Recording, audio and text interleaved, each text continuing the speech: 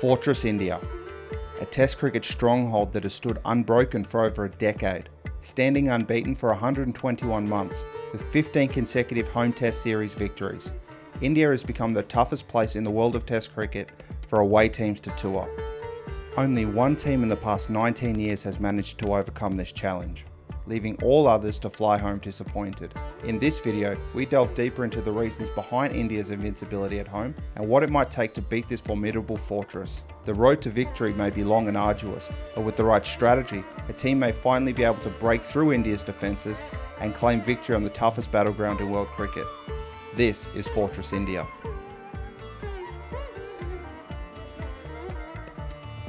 The pitches in India have long been a source of controversy and division in the cricket world.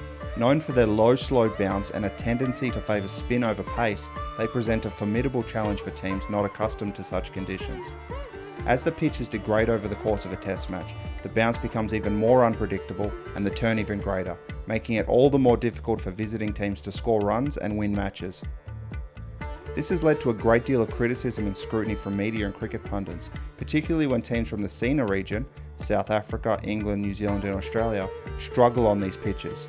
Despite this, India have defended their pitches, insisting that the definition of a good pitch should not be limited to those that favour teams from the SENA regions. Nevertheless, the unique nature of Indian pitches remains a major factor in the home team's success and a formidable obstacle for visiting teams to overcome. Now, I'm not going to go any further down that rabbit hole in this video. If you want a video on that, let me know in the comments below. But the pitches in India and the issues that some away teams have with them feeds into a wider factor, which is the home field advantage. India, like other teams at their home, are dominant on their home turf. Indian batters are experts at facing spin bowling, and the team's depth in spin bowling is renowned.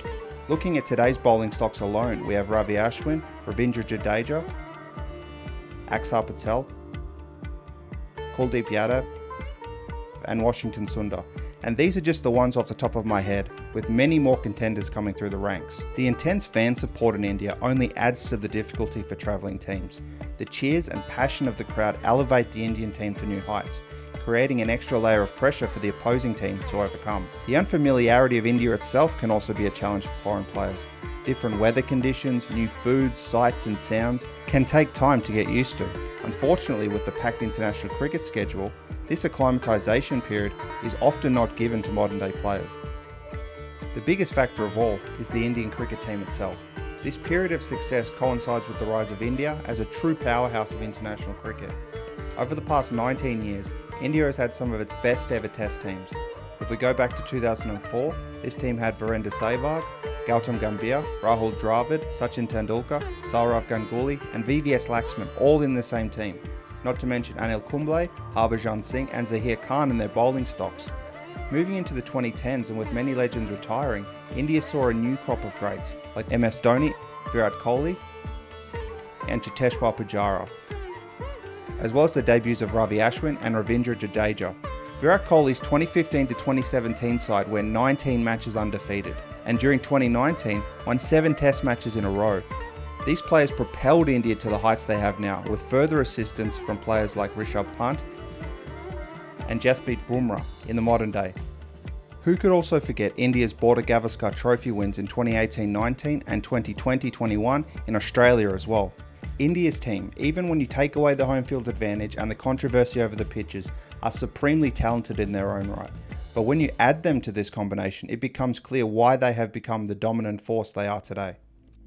Breaking Fortress India seems like an impossible task, but for those daring enough to attempt it, the key lies in examining each of the 3 factors that make India so formidable and devising a plan to conquer them. First and foremost, the pitches in India must be tackled. As a board of selectors, selecting a team of batters that are skilled in playing spin and a group of spin bowlers who can bowl a large amount of overs with control is crucial. However, this is not an easy feat as not every team has the luxury of having such players available. The home field advantage is another obstacle to overcome, especially those series involving SENA countries, as it is likely that venues which are especially spin friendly may be picked, such as Nagpur, which has hosted 6 test matches since 2008 and only one of them hasn't been with a SENA country, which was Sri Lanka in 2017. They are also hosting the first test of the upcoming 2022 Border Gavaskar Trophy between Australia and India. But acclimatising to the playing and living conditions in India is crucial also. Sending A sides to India in the months leading up to the test match and having tour matches in the weeks before the first test can provide vital experience in the conditions.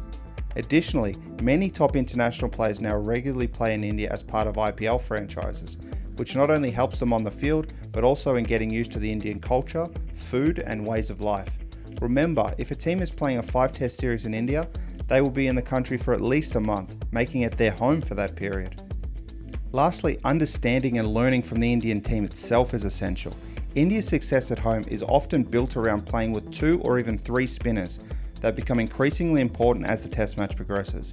The only team to win in India in 19 years was England in 2012-13, and they fielded Graham Swan, Monty Panesar, Samit Patel and even Joe Root bowling part-time spin in the 4-match test series. India's spin success is built on accuracy and building pressure through keeping the run rate low, rather than the ability to spin the ball a lot. As an example, if we use the bowling styles of their 2 highest wicket takers in Test cricket history, Anil Kumble and Ravi Ashwin, neither bowler was or is renowned for being significant spinners of the ball. Instead, they work with the idea that if the ball is put in the right spot enough times in a match in India, eventually a deteriorating ball and worsening pitch conditions will do the rest. It means that off-spin and left-arm orthodox bowlers have particular success in India, which is also the combination that India often plays with in the modern day, with Ashwin, Jadeja and Axar Patel or Washington Sundar providing additional options. India's batting lineup is known for not giving their wicket away cheaply, digging in and earning runs while putting away bad balls and attacking when the time comes. Looking at the batting figures of the highest scoring Indian batsmen at home since 2004, and with the exception of aggressive players like Virender Sehwag and Rohit Sharma, all of the strike rates are in the low 40s, high 50s range, reinforcing this point. But all batters have lapses in concentration, even at home, so any chances in the field must be taken.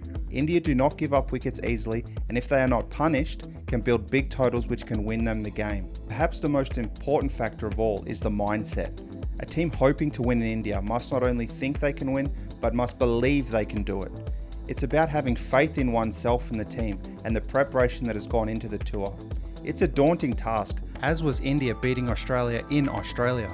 And when it is finally broken, the names of those teams and its players are etched in the cricket history books, forever. If you want to see how Neil Wagner became New Zealand's most important bowler on the way to them winning their first ever World Test Championship, click the video in the top right hand corner. Or if you want to see how Rashid Khan blazed a trail for all modern cricketers, especially those from associate nations, to build a career through franchise cricket, click the video below it. Thanks for watching and I hope to see you on the next one. Until then, take care and I'll see you soon.